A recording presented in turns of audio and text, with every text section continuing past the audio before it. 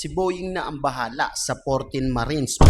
At etong ang 4 Marines na to ay safe na. Trillanes inatras na ang kaso para sa 4 Marines. Sa bago ang lahat mga kababayan, atin munang pasadahan etong post ni Attorney Baligod nga ho. Nakakalungkot nga hong isipin mga kababayan dahil inumpisahan na naman ho nitong mga alagad ni Marcos Jr. na gipitin itong 14 Marines. Dahil itong 14 Marines ho ay nasampahan na po ng kaso at ito po ay ikukulong na po sila. Ngunit sa kasamang palad ho mga kababayan, isinakto ho talaga nila na araw po ng Biyernes na masampahan ng kaso itong mga Marines. Dahil nga mga kababayan, pag umabot po ng Sabado at Linggo ay mapagpapaliban po ang kanilang piyansa. Aabuti na po yan ng Monday. Pero mga kababayan, ang ginawa po rito, dapat ho, papiyansahan na ho agad neto ni Attorney Baligod. Ngunit, ang daming nangyaring kabalbalan na naman dahil gumagawa na naman ho sila ng paraan para hindi ho mapiyansahan itong mga Marines na ito at balak po nilang paabutin pa ng hanggang Lunes ho. Naku na mga kababayan, delikado. Ito pong nangyayari sa atin ay hindi na po maganda at halatang halata po, kitang kita po ng taong bayan ang ginagawa po nilang panggigipit dito sa mga Marines para po hindi na makapagsalita at iurong ang mga testimonya nila. Etong si Erwin Tulfo ho ay nagsalita ho na ang sinasabi po niya rito na ito daw hong investigation ho sa flood control ay ipapaubaya na lang daw ho kay Boying Remulla. Yan nga ho sa ombudsman. Naku po, alam naman ho natin mga kababayan na kapag etong si ombudsman Boying Remulla ang nag-iimbestiga dyan sa mga anomalya, lalong lalo na kapag laban ho sa administrasyon, ay sigurado po wala na po tayong aasahan dyan. Wala po tayong aasahan dyan. Masakit man isipin, pero yan po ang katotohanan na nangyayari sa ating bansa ngayon. Kaya ito po, bago po ang lahat mga kababayan, isang like, isang subscribe po, masaya na po tayo dyan at pakishare na rin po yung video mga kababayan. At sisave muna tayo rito kay Attorney Baligod ho, dahil ho meron pong post si Attorney Baligod. Ito po si Attorney Baligod ay humihingi ho ng saklolo at suporta mula ho dito sa taong bayan. Basahin po natin mga kababayan. Sabi niya po rito, mga kababayan, pwede ba ninyo kaming samahan dito sa Las Piñas dahil mula alas 8:30 ng umaga hanggang ngayon ay hindi na ma-process ng court ang pagpiyansa ng Brave 14 at gusto nilang ipakulong sila over the weekend na kung saan ay maraming masamang pwedeng mangyari sa kanila. Naku po mga kababayan, ayan na nga ang sinasabi natin. Ito po ang ibig sabihin siguro ni Attorney Baligod na kapag sila po ay hindi nakapagpiyansa ngayong Biyernes ay makukulong po sila hanggang Lunes ho. At ang isa pa, ang masama pa ho yan mga kababayan, sa loob ng 2 araw, Sabado, Linggo ho, ay marami na ho mangyayaring hokus-pokus dyan sa mga Marines na yan. Gaya po nang nangyari dito sa 4 na Marines. Nagawa po nila ang kanilang mga plano na pumaliktad nga itong 4 na Marines. Kaya ho, itong si Attorney Baligod ay nananawagan ako sa taong bayan upang tayo mismo ho ang mag-obserba, magmatsyag at umusga dito sa ginagawa ho ng pinagsama-samang ahensya ho ng ating gobyerno na gibain talaga ang testimonya ng mga testigo sa mga maanumalyang flood control project. Yung mga sangkot ho ay gusto ho talaga nilang iligtas mga kababayan. Nakakalungkot po ang nangyayari po sa atin. Hindi na ho maganda. Kaya naman Itong si Attorney Baligot siguro ay hindi na rin napigilang manawagan ho sa ating mga kababayan dahil alam niya na ho na ang mga ahensya po ng gobyerno na dapat ho ay tutulong sa mga ganitong sitwasyon ay wala na pong aasahan, mga kababayan. Pero mga kababayan, bago ang lahat ho, Attorney Baligod, ano lang po tayo, manalig lang ho tayo. Malulusutan din natin ang mga problemang kinakaharap. Sa tulong nyo po, yan. Palakpakan ho natin si Attorney Baligod dahil siya po ay hindi tumigil na kumundi na at ipaglaban ang nangyaring kabalastugan dito sa flood control project na to. Gusto na ho nilang ipahawak ang investigasyon kay Boyeng Remulla. Yan po. Hindi na ho nila iimbestigahan sa Blue Ribbon itong flood control na to. Dahil nga ho kapag itong investigasyon na to ay ginawa nila sa Blue Ribbon ay makikita po ng ating mga kababayan kung ano pong mga klaseng investigasyon ang ginagawa ho nila dito sa maanumalyang issue na ito. At yun nga, dahil gusto nila kay Boyeng ipahawak, hindi na ho natin makikita ang gagawin nilang pag-iimbestiga ho dyan sa flood control issue na yan. At malamang ho, mga kababayan, asahan na po natin na ang mapapanagot lang ho dyan ay yung mga dilis. Yan ho, yung mga dilis lang ho ang mapapanagot dyan. Yan ho ang gusto nilang mangyari. Yung mga mastermind ho ay gusto nila iligtas, lalong-lalo na ho yan, si Romualdez. Ewan ko ba bakit takot na takot sila dyan kay Romualdez na yan. Sabagay, si Romualdez ho kasi mga kababayan, ang isa sa mga utak, ang pangalawa sa utak dyan sa mga kalokohan na yan.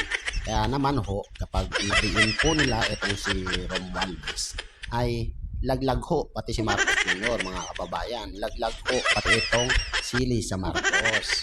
Laglag ho pati itong si Sandro Marcos. At marami pa ho mga kababayan ang mailalaglag dyan kapag itong si Romualdez ay kumanta na. Yan. Kaya naman ho, pinipilit ho talaga nila na iligtas o gagawa sila ng paraan para itong si Romualdez talaga ay hindi makulong. Kunyari lang kakasuhan kuno, pero ang katotohanan mga kababayan, gusto talaga nilang iligtas yan si Romualdez dahil po ubos ho ang mga kongresista dyan kapag si Romualdez ang nagsalita, panigurado may mga ilang senador pa na madadawit ho dyan, mga kababayan. Kaya ho, ganyan ho sila pumrotekta, ganyan ho nila baluktutin ang batas, ganyan ho nila itwist o ipakulong yung mga nagsasalita. Yan, ganyan ho sila ganyan ho nila binabalasubas ang ating bansa. Ganyan ho sila kabalasubas. Wala po silang pakialam kahit nakikita na ho ng sambayanan itong mga pinaggagawa nilang katarantaduhan sa ating gobyerno. Nilulustay ho nila ang pera ng ating bayan. Pero yung mga babayan ang pera na ginagamit nila dyan sa pagkaso-kaso na yan ay pera po ng sambayan ng Pilipino yan. Yan po. Samantalang itong 18 Marines, alam naman ho natin na wala na po sila sa serbisyo at alam ho nila na hindi ho nila kaya suportahan itong mga kaso na kinaso sa kanila ng gobyerno. At walang iba pong sasagot diyan kundi itong sila Attorney Baligod, sila Mike Defensor, sila po ang nasa likod na sumusuporta at gumagastos siguro diyan sa mga Marines at uubusin ho talaga nila ang pera na itong mga nasa likod ng Marines. Pero po, ang pera po na ginagamit nila na pangkaso dito sa mga nagsasalita, sa mga tumitestigo, ay pera ho ng taong bayan. Yan po. Imbis na ho, gamitin ho nila ang pera na yan dito po sa mga mga baha, lalo na ho, tag-ulan nga ho. Tag-ulan na ho ngayon, ang dami hong binabaha ngayon. Makikita naman ho natin yan sa mga lugar natin, sa mga lugar nyo, sa mga ibang lugar, makikita natin sa mga news, makikita natin ilang buwan na po, isang taon na ang flood control. Wala pa rin ang nangyayari, puro na lang kakasuhan, puro ayusin, wala pa rin ho nangyayari. Tapos yung pera pa ho natin, ginagamit pa po nila sa mga lumalaban sa korupsyon. Ako po, uubusin po talaga nila, sasaidin nila ang pera ng taong bayan. Tayo pong mga mahihirap, ano po tayo, nagtsatsaga po tayo dito sa mga baha. Yan, walang trabaho. Yan, tataas ang presyo ng bilihin. Patuloy po tayo naghihirap samantalang sila, ginagastos nila ang pera ng bayan na dapat ay ginagamit nila dito sa mga proyekto, sa mga trabaho, sa pagpapatatag ng agrikultura. Yan po, yan sa mga flood control na puro baha na naman ngayon. Imbis na ho gamitin nila dyan, ay ginagamit po nila rito sa mga kalaban nila sa politika. Yan, katulad na lang ho kay VP Sara. Ilang milyon na po ang inuubos nila dyan sa impeachment na yan, sa impeachment ni VP Sara, samantalang ang gusto lang nilang hanapin lang ay 120 million. Pero ho, ang ginagastos nila ay 300 million na ho. Ano pong klaseng gobyerno ho? Yan. Ayan ho sila, ganyan ho sila, kagarapal, ganyan ho nila lokohin ang taong bayan. Ganyan ho nila sa lahulain ang pera, ang kaban ng ating bayan. Yan. Ginagarapal na po nila tayo. Alam po kasi nila na wala tayong magagawa at sila ang may hawak ng kapangyarihan sa gobyerno at mga institusyon natin dito sa bansa. Pero bago ang lahat mga babayan, pakinggan ho natin to si Sir Jen at si Sir Nelson. Patungkol nga ho rito sa nangyari ho ngayong araw dito sa flood control na to. Dahil ho nagkakaroon na ho ng hocus-pocus itong investigasyon sa flood control na pilit po nila talagang nililihis po talaga nila o minamagic nila, binibendalo. Ito mga babae, pakinggan natin tong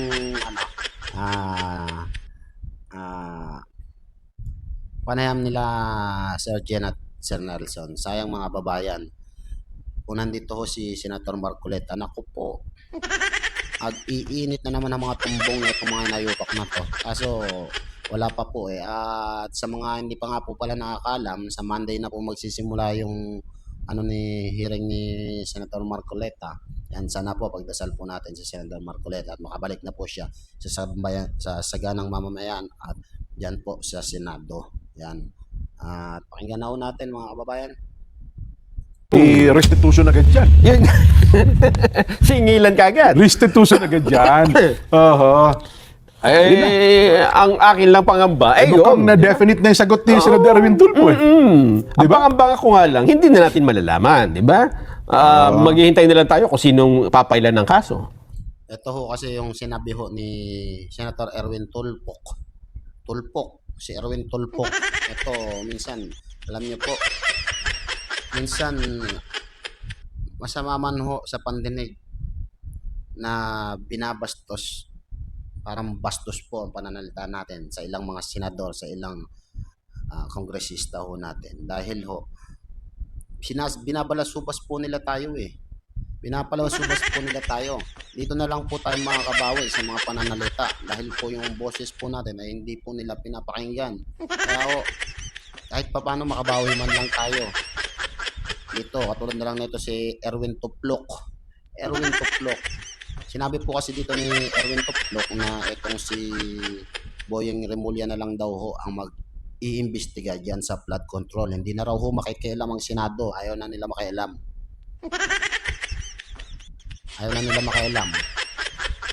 Tuloy natin. Ito nga ho, kapag ho kasi pinadala na ho nila yan sa ombudsman, para pong nangyari ho doon sa ICI, yung ginawa po nila Boying at Marcos Jr. Na sila lang po nakakaalam kung anong naging sila lang po nakakaalam kung anong nangyari o naging findings nila diyan sa investigasyon na yan. Oh, di ba ho? Wala po tayong alam. Ganyan po ang gusto nilang gawin din sa investigation sa flood control. Matutuklas. Yan si Boying Remulla. Kapag nag-imbestiga ho siya, alam niya na. Wala pa nga investigasyon, alam niya na kung sino yung may sala. Ganyan po siya kabalasubas. Ganyan siya kabayas. Ito pang mali. Ganyan po mga kababayan ang ginawa nila dito sa 4 Marines na to, sa 4 na Marines. Tinakot ho nila yan, panigurado. Mantakin nyo naman mga kababayan. Sino ba naman din matatakot may banta ka sa buhay mo. Oh, may banta ka sa kaligtasan ng pamilya mo. Oh. Ano po ba itong 4 na Marines na to na retirado na? Wala na ho silang kakayahang makipagsabayan sa kasuhan diyan laban sa gobyerno. Comment nyo nga sa baba. Comment nyo sa baba, naniniwala ba kayo na yung una nilang testimonya ay gawa-gawa lang nila o hindi totoo? Pag-comment nyo sa baba mga kababayan sa comment section. Dahil ako po mga kababayan, hindi ako naniniwala na yung una nilang testimonya ay pinasisinungalingan na nila ngayon. Sigurado po tayo mga kababayan na ginipit sila kaya bumaliktad ho itong 4 na Marino na to. Attorney Baligod. Ayan, ito po si Senator Oo. Marcoleta at si Mike Defensor po ngayon ang itinuturo ho nila na nag-utos o pinupursige na magsalita dyan patungkol at tumistigo patungkol nga dyan sa issue ng flood control. Ngayon, ang problema mga kababayan, naniniwala ba kayo na ito talaga si Senator Marcoleta at si Mike Defensor ay inutusan talaga itong mga 4 na itong mga Marines na magsinungaling? Naniniwala ba kayo mga kababayan? Hindi ho sabagay lalabas naman ho ang katotohanan. Wala naman hong katotohanan na hindi nanaig. Ang sa Tanong mga kababayan, kung eto nga bang si Romualdez talaga, katulad ng nasabi natin, ay magiging safe na rin dyan sa kaso na yan. O di kaya itong sinabi ni Marcos Jr. sa kanyang zona ay isa na namang palabas. Dahil napakahilig ko nila gumawa ng mga palabas. Sanay na ho sila sa papahiya, Sir Jim. Sanay na ho sila mapahiya. Kakapal na ho na mukha niyang mga yan, hindi na ho tinatablan. at Tignan mo na makakapala ng pagmumukha na ito ni Remulla. Pinipilit niya ho talaga na pagmukain tayong mga pinagpipilitan niya ho talaga na pagmukain tayong mga mangmang, mga walang alam. Sasabihin niya ho na paano mo tatakutin yung mga Marines yan, yung mga sundalo yan. Kahit ho mga sundalo nga yan, mga senador nga ako pinakulong nyo, ano pa yung mga sundalo na yan? Mga makakapangyarihan sa gobyerno, inawalis nyo, inalagyan nyo ng kaso. Paano pa yung mga sundalo na lalo na't veterano yan? Gobyerno ho kayo. Para naman tanga to itong si Trillanes, so dawit din to, kaya tuwan-tuwa rin to ngayon. Tuwan-tuwa rin ngayon. Erin Tulfo at si Trillanes. Nagpapasalamat sa Diyos kasi may bumaliktad na Marine. Umayon sa kanila yung mga plano nila. Dahil kung hindi ho bumaliktad, tapos ho talaga sila rito. Ngayon ho, magagawa na ho nila yung gusto nila. ang sabi ni dating Senador Trillanes, Oho. naintindihan ko sila kasi ako naman ay dating sundalo. O, tama. Kaya ako'y nakikiramay sa Hindi ka naman sundalo, Trillanes, sundalong kanin ka Sundalo kanin kayo, inuwi mo daw yung mga kutsara tinidor doon sa ano eh. Plaza Miranda eh. Pat. At umaasa ako na yung 14 na iba pa ay ganyan na rin ang gagawin. Oho. Pero ano ko sabihin na sana, Yun nga ho, pwede hong mangyari yan. Sana wag naman ho. Dahil eto ho, pag nakulong ho eto, hindi po napiansahan talaga ngayong araw. Sigurado magkakaroon ng hokus-pokus ho yan. Sino-sino ho ang bibisita dyan. Alam naman na ho natin, hawak po nila ang mga ahensya ng gobyerno at magagawa po nila ang lahat ng gustuhin po nilang magawa at gusto nilang mangyari, magagawa po nila dahil sa pakikipag-collaboration na mga ahensya ng ating bansa para suportahan itong katarantaduhan ng Marcos Jr. So, ayun ho, narinig ho natin yung mga pahayag nitong si Sir Jen at si Sir Nelson.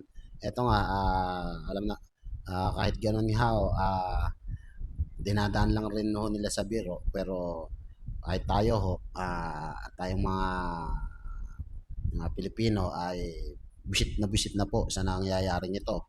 Pero gumagawa pa rin ng hindi pa rin tayo sumusuko at umaasa tayong mapapanagot ang mga may sala at mga kurakot na magnanakaw sa ating gobyerno. Hanggang dito na lang po. Comment sa baba.